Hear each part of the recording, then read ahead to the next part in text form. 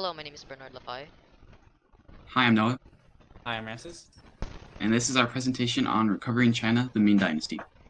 In the 14th century, the Yuan dynasty experienced many difficult times because of the different problems that were occurring, such as financial mismanagement led to economical problems and poverty, and political conflict, which led to assassination of political figures and fighting within the Mongols.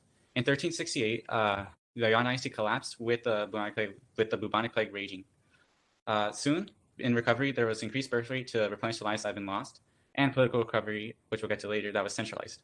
This is different from European recovery, as regional power rose in European recovery and was not centralized like with the Ming Dynasty. The image on the right shows a city being destroyed from the bubonic plague and other problems. Hongwu. After the fall of the Yuan Dynasty, a new emperor was chosen, Hongwu. In his youth, he was very poor and often spent his time begging for food and for money. He entered a Buddhist monastery to look for food and shelter and was noticed by military officials because of his strength and his size. He soon rose the ranks and led rebellious forces against the Yuan dynasty, which led to the Yuan dynasty's collapse. In 1368, he was proclaimed Emperor Hongwu of the Ming dynasty. The Ming dynasty lasted until 1644. This is a show of change as a new dynasty arises, and the image on the right shows a picture of him and what he looked like. Ming centralization. After Hongwu becomes emperor, he immediately sets out to destroy any remaining traces of the Mongols. He then tries to establish a Chinese government based on previous traditional dynasties. This included the re-establishment of Confucian education. The picture on the right is of scholars in Confucian education. While doing this, China becomes highly centralized. In fact, it is more centralized than it ever been.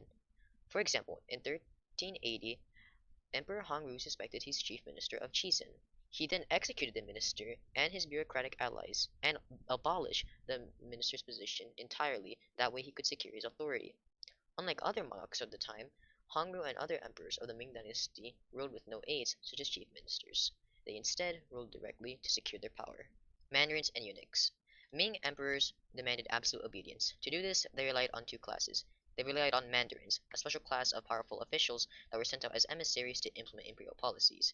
They relied on eunuchs. This is an older class of advisors that were relied on because they could not generate families or build power to challenge ruling houses. Ming dynasty emperors relied more on eunuchs than in the past and other current monarchs to establish greater centralization. The use of these classes also further enhanced the authority of the central government. Because it was so effective, it even lasted into the Qing dynasty. The picture on top is of mandarins and the picture of bottom is of eunuchs. Economic recovery. During this period of time, the Mongols had ruled over China and established long-distance trading routes, which indirectly spread the bubonic plague. The bubonic plague, on average, killed around 60 to 70% of the population, and for example, the Hebei province in northeastern China lost around 90% of the population. This intense impact caused the economy to degrade, which then caused a need for economic recovery. The Ming emperors ordered conscripted labor to rebuild irrigation systems degraded through the Mongols and the bubonic plague. The Ming emperors also promoted manufacturing porcelain, wickerware, silk, and cotton textiles, as seen in many of the various pictures. However, Ming emperors did not promote long-distance trade with foreign places and rather encouraged domestic trade. However, merchants could privately trade with port cities in Japan and Southeast Asia. Moreover, domestic trade fueled increased prosperity and productivity in China. Cultural revival. The Ming emperors encouraged the emergence of native Chinese culture rather than the imposed Mongol culture. For example, Hongwu discouraged Mongol names and clothes. Part of the reason that the Ming emperors' motives to remove Mongol culture was because the Mongols never trusted the Chinese. For example, the Mongols never allowed them to speak the Mongol language and never even allowed them to rule their own region. Furthermore, his successful Yonlo made an encyclopedia containing Chinese philosophy, literature, and history. This was implemented in Confucian schools to kind of reintegrate the Chinese culture. This was then called the Yonlo Encyclopedia, which contained around 23,000 manuscripts. And to get a good grasp of how big and massive this encyclopedia was, one of those manuscripts was about a medium-sized book.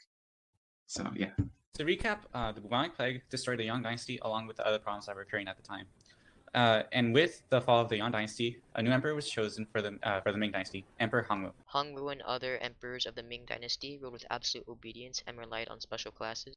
Economic recovery through irrigation, manufacturing, and domestic trade was made, as well as the emergence of native Chinese culture through Hongwu and Yonlo.